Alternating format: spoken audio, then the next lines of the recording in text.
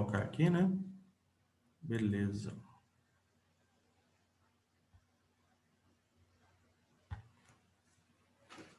Muito bem.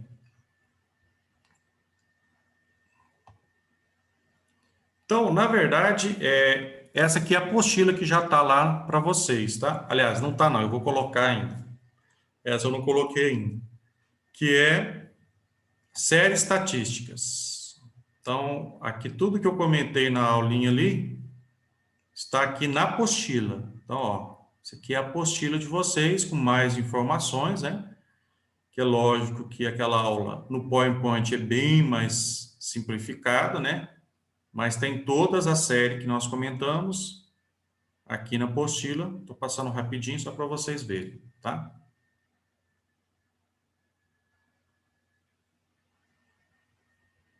Distribuição de frequência, bonitinho. Depois tem alguns exercícios aqui, que já está com a resposta, algum deles, né? Mas eu quero chegar aqui, o item 5. Então, o item 5 aqui, gente, é que a gente vai continuar, tá? Dados absolutos e dados relativos. Então, nós vimos lá o que é a diferença dos dois, né? Dado relativo e dado absoluto.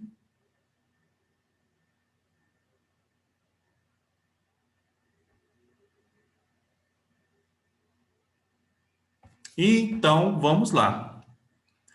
Bom, aí está a classificação, eu vou falar, não vou ler para vocês, porque nós já vimos lá na aula. Vamos começar aqui com o primeiro dado relativo, que é percentagem, ou conhecido também como porcentagem, né? E depois a gente vai comentar índice, certo? Coeficiente e taxas. São os dados relativos aqui que nós temos, tá? Começando com o mais utilizado e o mais simples deles, né? Que é a percentagem, conhecido também como porcentagem, né? Bom, o que nós temos aqui no exemplo? Aquele exemplo que está lá, que eu coloquei para vocês, da categoria, primeiro, segundo, terceiro grau. Ó, espera aí que entrou mais um aluno aqui.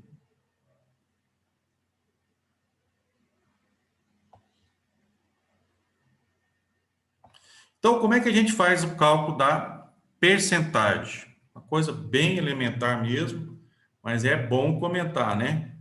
Lá naquela tabela anterior ali, o que vocês viram? Tem lá 12.286 do primeiro grau, multiplica por 100, divide pelo total de alunos da escola. Então, deu aí um valor de 90,96. Aí a gente faz o arredondamento, 91%. Então, o cálculo é muito simples, né? Pega o valor de cada classe, divide pelo total de alunos e multiplica por 100. Isso é importante comentar aqui, ó, que o arredondamento, essa matéria é muito importante. Vocês devem ter visto isso muito lá no terceiro do ensino médio. Se tiver qualquer dúvida, eu posso até passar para vocês esse tipo de uma regra para arredondamento. Se vocês quiserem, eu posso providenciar isso para vocês, tá? Eu estou falando sempre de arredondamento aqui, nessa primeira matéria, primeiras matérias, né? Não sei se está tendo dúvida, por que é 7,9, não é 7,92, o que aconteceu? Então, depois eu tenho uma aulinha baseado exatamente no IBGE, tá? Sobre arredondamento. Eu posso providenciar para vocês depois. Então, tá aí, ó, os três cálculos do primeiro, segundo e terceiro grau da percentagem. Então, observe que foi arredondado para apenas uma casa depois da vírgula, né? Interessante esse primeiro valor aqui, ó, que deu 90,96. Aí, o que ele fez? Ele colocou 91,0.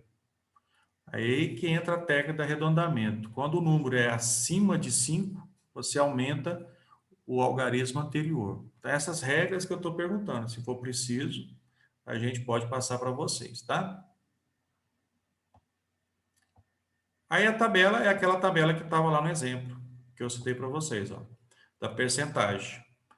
Primeiro grau, 91%, segundo grau, 7,9% e terceiro grau, 1,1%, total de indivíduos, 100%. Então, essa parte aqui é o que é o percentagem. Foi feito o cálculo aqui, nessa tabela foi representada. Então, esse é o cálculo da percentagem, tá? Aí ele comenta aqui no texto, depois vocês vão ter o texto em mãos, para vocês lerem, né? Os valores dessa nova coluna, que é a percentagem, representa que a cada 100 alunos da cidade A, 91 alunos estão matriculados no primeiro grau, 8 praticamente, né, no segundo grau e 1 apenas no terceiro grau. Então, esse é um dado relativo ao quê? Ao valor pesquisado em campo, que é o número de alunos nos 3 graus dessa cidade, né? Muito bem. Alguma pergunta, gente?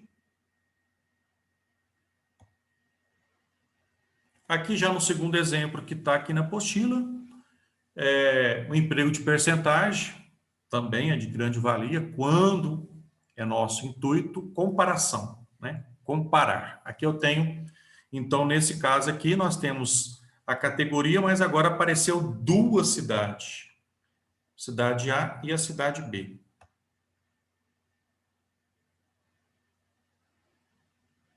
E aí foi feito o cálculo do percentual das 2 cidades, né? A cidade A e a cidade B. O cálculo é o mesmo, né?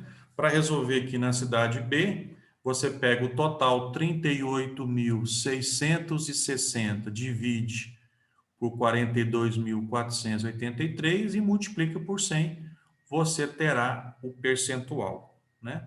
De cada grau. Então tá aí o valor nessa outra tabela que acrescentou aí a cidade B, né? Aí você pode comparar, né? Ó, em relação ao primeiro grau, praticamente é a mesma coisa, né? Segundo grau, muito parecido também. E no terceiro grau também, uma diferença muito pequena, né? Mas da mesma maneira que a gente fez a primeira tabela, se faz a segunda, não tem diferença nenhuma.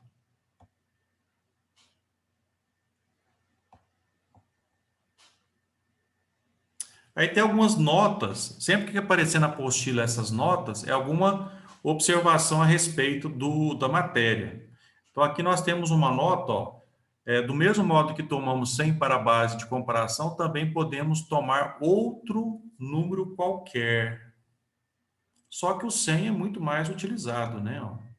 Deixa eu colocar aqui essa parte aqui, ó, que é interessante porque acho que vai aparecer depois, não sei se eu coloquei na frente, um exercício. Acho que não coloquei, não.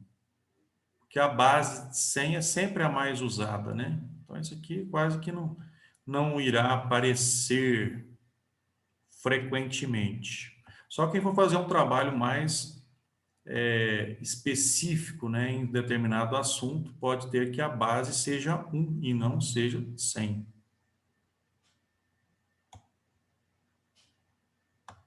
Então, essa parte aqui, ó, para vocês destacar aí, que é parte importante no comentário.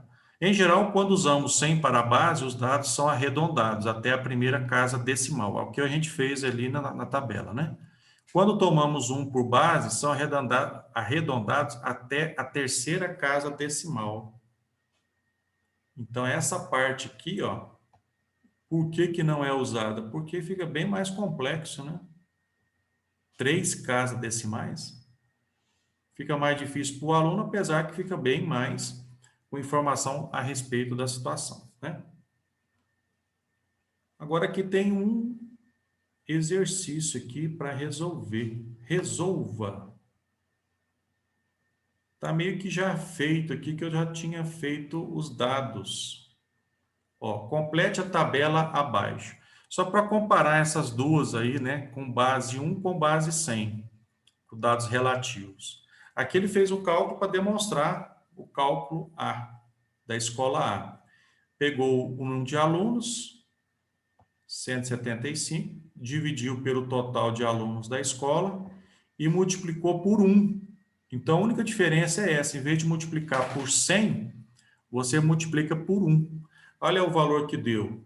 0,098. 3 casas decimais, como disse o texto. Então, quando se está dando dados relativos com base de 1, você simplesmente multiplica por 1 e não por 100. Aí, para encontrar a tabela da frente, deu 9,8.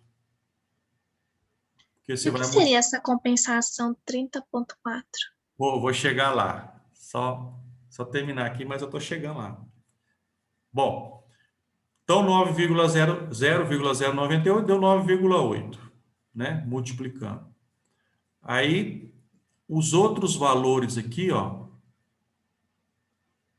222 dividido por 1.781 e multiplicado por 100, deu esses resultados que está aqui um pouquinho apagado, ó. Aí eu pus aqui na frente o valor aproximado, 12,5. Pois o outro 11,34, 11,3, 20,32, 20,3, 15,72, 15,7 e o último 30,32, 30,3. Aí eu coloquei aqui nessa parte aqui, ó, do lado, né? Não estou querendo colocar muito aqui a canetinha não, porque senão vocês vão confundir. Aí alguém perguntou, acho que foi a Amanda, né? Perguntou o que que é essa compensação? O que que significa isso? Bom, se você pegar esse resultado aqui, ó, essa tabela, e somar todos os valores, 9,8, 12,5, 11,3, 20,3, 15,7 e 30,3, vai ficar faltando para chegar no 100%, que a tabela tem que ser 100% aqui, ó. E aí, como é que a gente faz nesse caso? Você fez o arredondamento errado? Você fez alguma coisa errada? Não, você fez de acordo com a regra. Mas tem situações que é muito difícil acontecer, mas poderá acontecer que vai ficar faltando alguns décimos para chegar no total. Aí a gente fala o seguinte: executa a compensação. O que que é compensação? Aquele valor que está faltando para chegar no 100%, você acrescenta na maior parcela. Então, por isso que eu trabalhei a última. Por que a última parcela? Porque a última parcela está 30, aqui ó, está 30,32 e falta um décimo. Então, eu venho na última parcela e acrescento um décimo. Pois é, mas por que que tem que ser na última? Por que que não pode ser na outra, na primeira, por exemplo? Por que que tem que ser essa que tem o maior valor? Porque vocês concordam comigo que na hora que você compensa, quando uma parcela é pequena e você acrescenta qualquer décimo que for, você vai alterar muito a pesquisa que você realizou. Quando você pega a maior parcela, ela já é a maior. Então, acrescentar um décimo, tirar um décimo, acrescentar 2 décimos, não vai fazer tanta diferença para a última parcela, ou melhor, para a parcela maior. Então, por isso que você sempre escolhe a última, ou melhor, a parcela maior. Aqui no caso foi a última, né? O 540 alunos no total de 1.781. Deu 30,32%.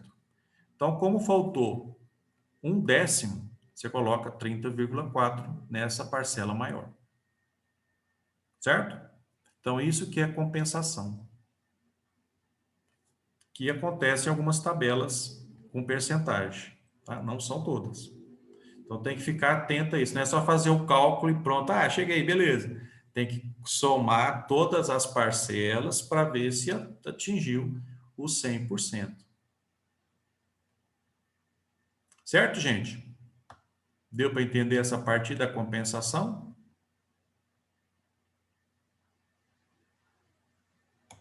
Bom, aí aqui nós temos o segundo tópico.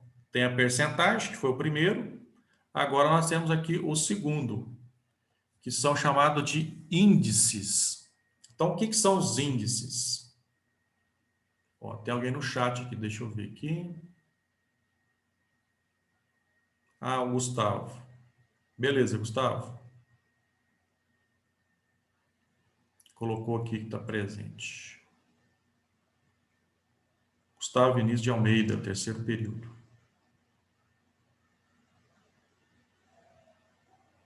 Muito bem. Então, o que é a definição de índices? Olha só, o índice são razões entre duas grandezas, tais que uma não inclui a outra. Para ser mais preciso, nessa definição aqui, que está no material de vocês, uma não tem muita coisa a ver com a outra. Quer dizer, não são da mesma natureza. Por exemplo, índice cefálico. Você pega o diâmetro transverso do crânio e o diâmetro longitudinal do crânio. Transversal e longitudinal são totalmente diferentes uma coisa da outra, né? Quociente intelectual, que é o chamado QI, idade mental, idade cronológica multiplicada por 100. Então, as idades não têm a coisa a ver. Idade, tudo bem, mas não é a mesma coisa, né? Não é da mesma natureza. Uma das que a gente vai colocar aqui, inclusive tem nos exercícios, é a densidade demográfica, que com certeza vocês fizeram esse cálculo lá na geografia, né? Principalmente geografia física, que é a população dividido pela superfície. Então, são duas grandezas totalmente diferentes, né? População e superfície. Essa é a densidade demográfica, é um tipo de índice muito importante nas pesquisas, né? E aí eu coloquei alguns índices econômicos para mostrar que tanto que o nosso país gosta disso, né? Gosta de índice, é índice para tudo que é lado. Produção per capita, consumo per capita, renda per capita, receita per capita. É tanto nome que a gente se bagunça tudo em tantos índices que nós temos, né? Acho que para deixar o povo bem assim bagunçado a cabeça para entender, né? Então, esses são os índices, né? Índices. Agora, dentro dos índices, tem os coeficientes. O que são os coeficientes? Ó, o coeficiente são razões entre o número de ocorrência e o número total. Então, olha só. Deixa eu grifar aqui. Coeficientes são razões entre o número de ocorrências e o número total. Número de ocorrências e número de não ocorrência. Por exemplo, coeficiente de natalidade. O que é o coeficiente de natalidade? É o número de nascimento dividido pela população total. Então, agora é da mesma natureza, né? Nasceu e a população. Quer dizer, quem nasceu também é a população. Então, essa que é a diferença entre índices e coeficientes. Coeficiente de mortalidade, o número de óbitos e a população total. Tem alguns exercícios que eu coloquei aqui, que é sobre coeficientes educacionais. A gente vai ver depois lá. Coeficiente de evasão escolar. O que é evasão escolar? É o número de alunos que evadiu, que saiu da escola, pelo número inicial de matrículas. Então, vou dar um exemplo aqui. Começou o período. A faculdade tem, no curso de administração, na sala de vocês, 40 alunos. Certo? Aí, no final do período, 10 saíram. Entenderam? Então, o que é 10 saíram? Eles olham o início e o fim do período. Então, 10 dividido por 40, eu vou ter 1/4. 25%, se eu quiser transformar em percentagem. Então, 25% dos alunos evadiram do curso.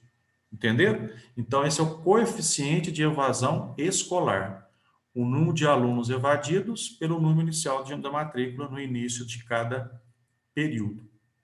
Coeficiente de aproveitamento escolar é o número de alunos aprovados pelo número final de matrículas. Gente, está terminando o tempo aqui. Novamente é o mesmo link, tá? Eu já vou sair aqui para não atrapalhar a explicação. Nós paramos aqui no coeficiente.